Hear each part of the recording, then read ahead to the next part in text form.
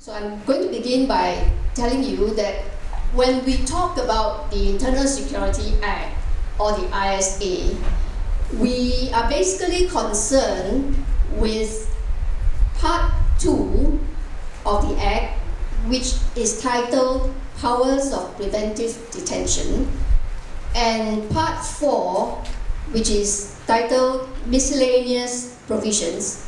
And the two sections that are relevant are Section 8 and Section 74. On the slide is Section 8.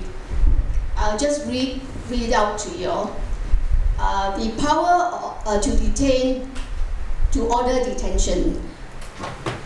Now, 8.1 states, if the President is satisfied with respect to any person that with a view to preventing that person from acting in any manner prejudicial to the security of Singapore or any part thereof, or to the maintenance of public order or essential services therein, it is necessary to do so, the Minister shall make an order directing that such person be detained for any period not exceeding 2 years.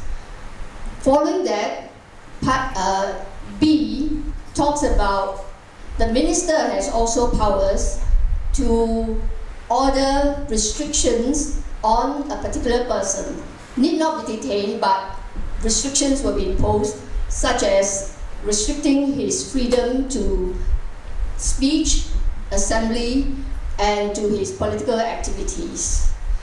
Now, all these orders are for a period of 2 years, but it is actually indefinite because the President may direct that the period of any order made under subsection 1 be extended for a further period or periods not exceeding 2 years at a time. This means that it can go on for the rest of a person's life. And we have the longest prisoner in Singapore, who is Mr. Chia Tai Po.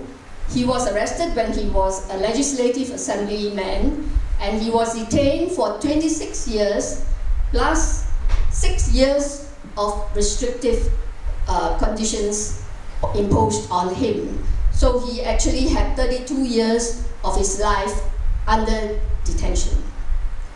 Now I'll go on to the other section that is important, and that is Section 74.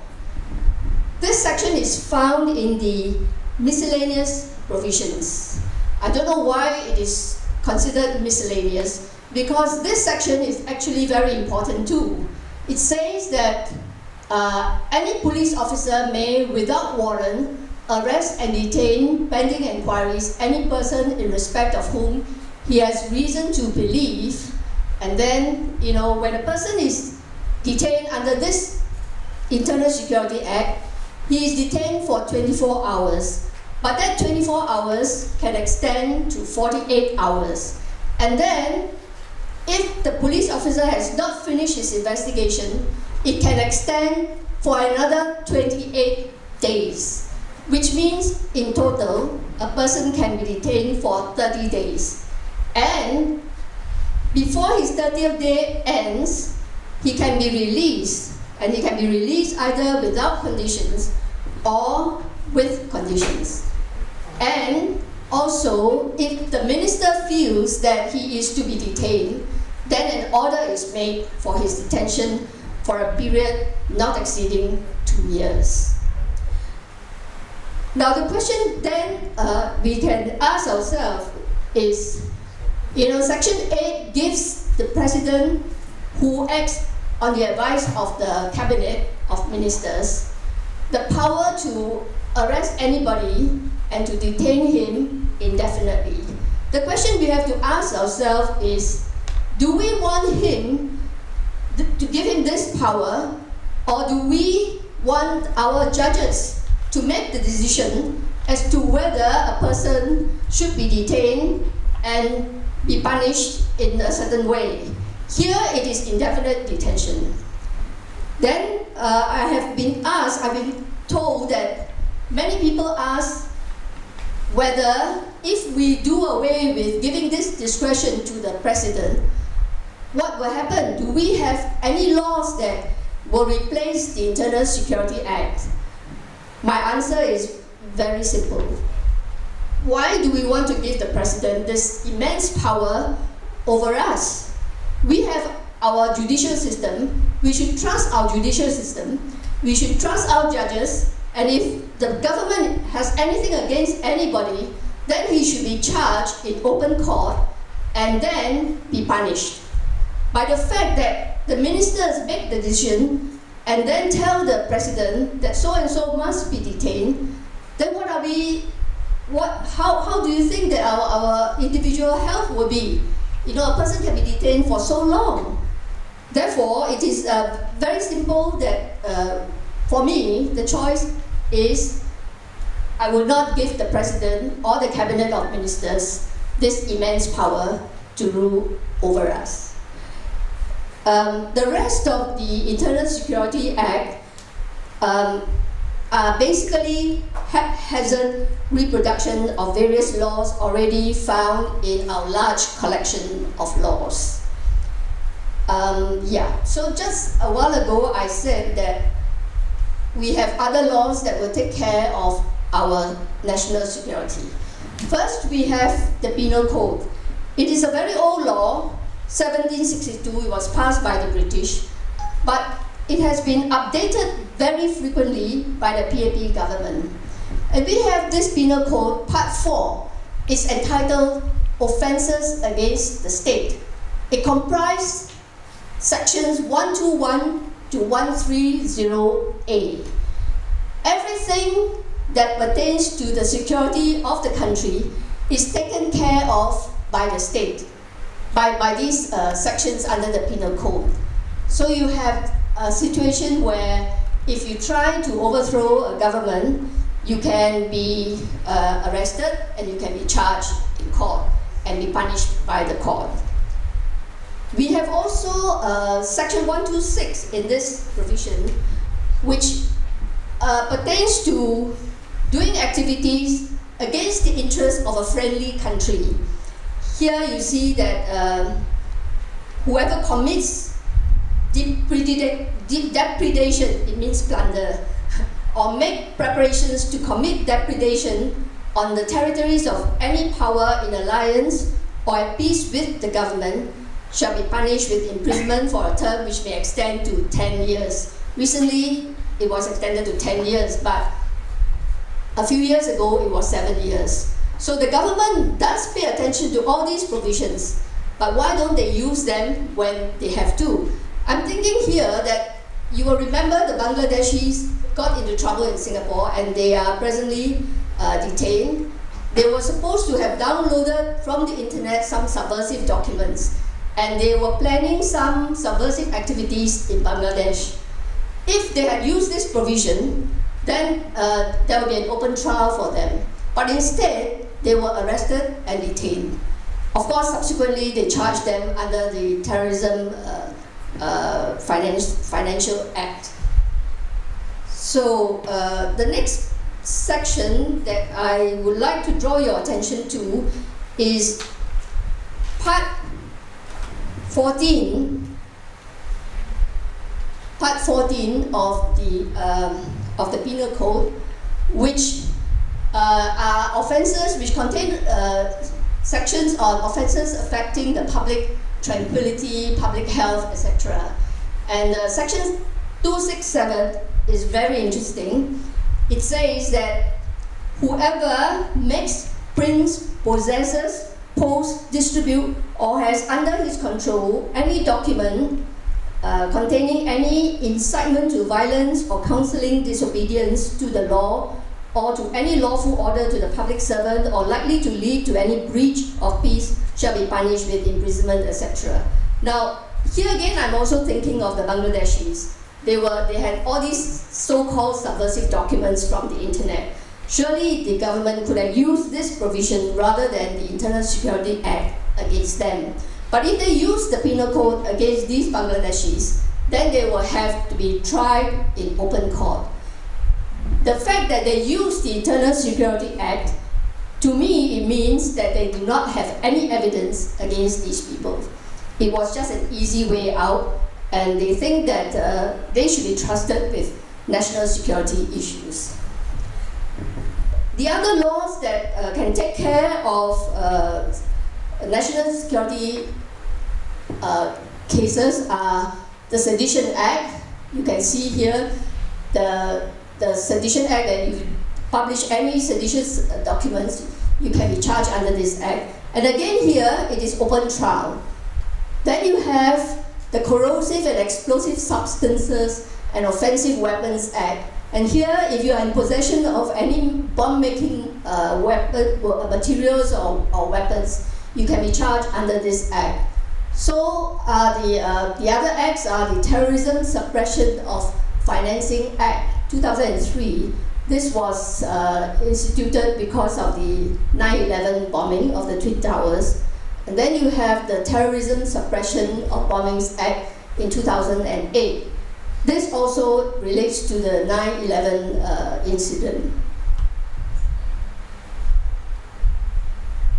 Now, throughout the years of the internal security of the history of the Internal Security Act is a rather tragic one for us in Singapore, because over the years, it started with the British introducing this act soon after the war in 1948, and it is called the Emergency Regulations. Under these emergency regulations, many people were arrested, but I'm showing you just 3 examples of the people arrested. And these are: 1, James Joseph Pudducherry. He was an economist at that time, and he was a founding member of the PAP. Then you have C.V. Devan Nair, who later became the President of Singapore. And then John Eber, a Cambridge-educated lawyer and counsel in war crimes, founding member of the Malayan Democratic Union, and he started the first cooperative stores in Singapore.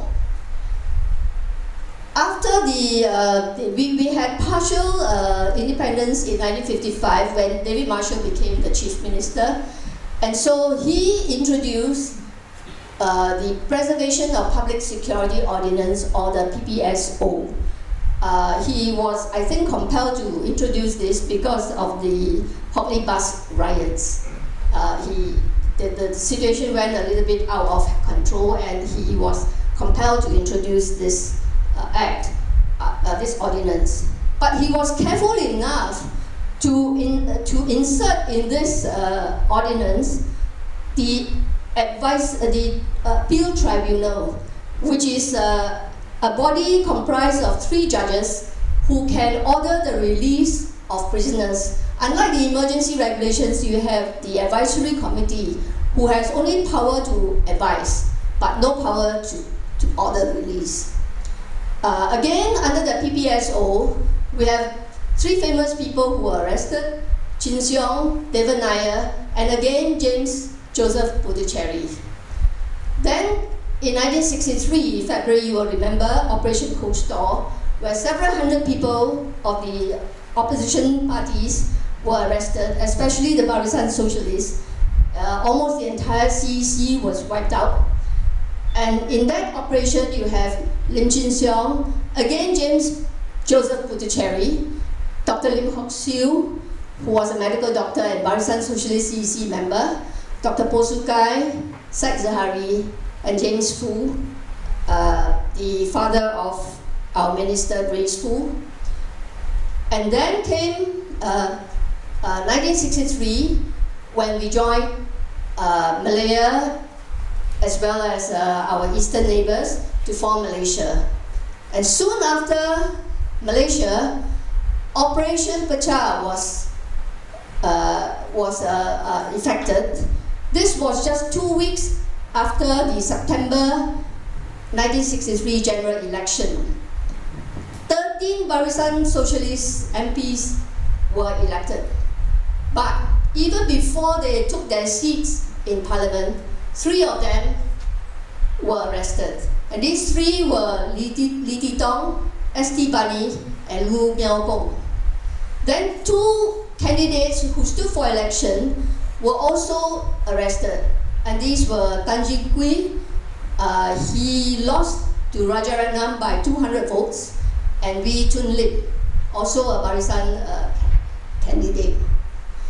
Then in 1977, we have arrest of many left-wing English-educated people, and they were again Tan Jin Kui, Dr. An Sui Chai, who is a medical doctor who is internationally well known for her work in Middle East, and you have G. Raman, a lawyer, Peter Kwok, an economist, Mok Kwong Yu, a biologist and computer engineer, and of course the famous Ho Kwon Ping, who was then a journalist in the Far Eastern Economic Review.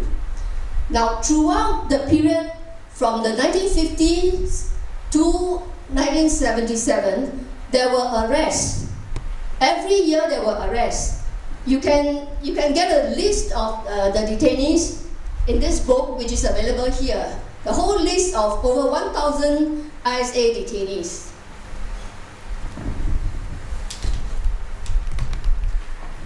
Then you come to 1987. But in between 1977 and 1987, there were also arrests. But in 1987, you have 22 people being arrested.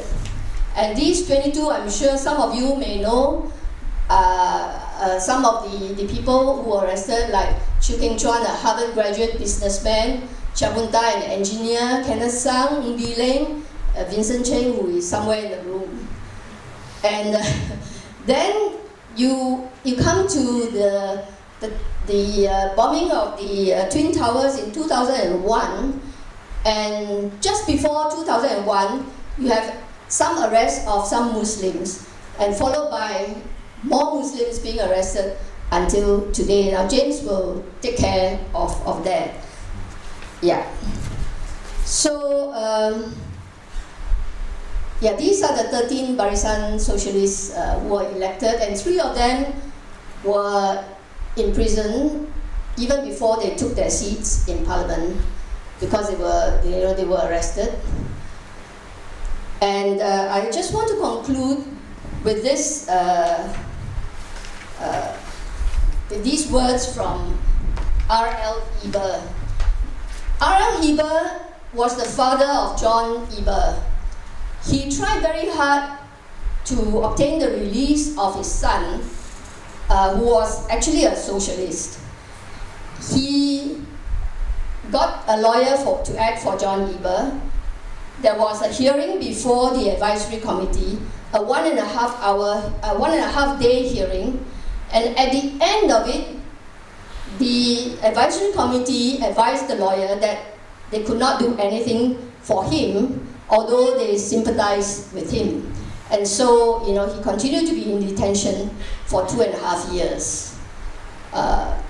So his father, at the end of it, wrote to the Straits Times, and this is what he said. I firmly believe that unless public opinion is swiftly aroused to the gravity of what is happening and compels a complete overhaul of the whole machinery, the cause of freedom, justice, and common decency in this country will suffer a blow from which it will never recover. These are not idle words. Let those who read take warning. Unfortunately, those who lead didn't take warning. They were the ones who oppressed us, and until today, things have probably gotten worse. And you know the situation today, and my fellow speakers will elaborate on that. Thank you.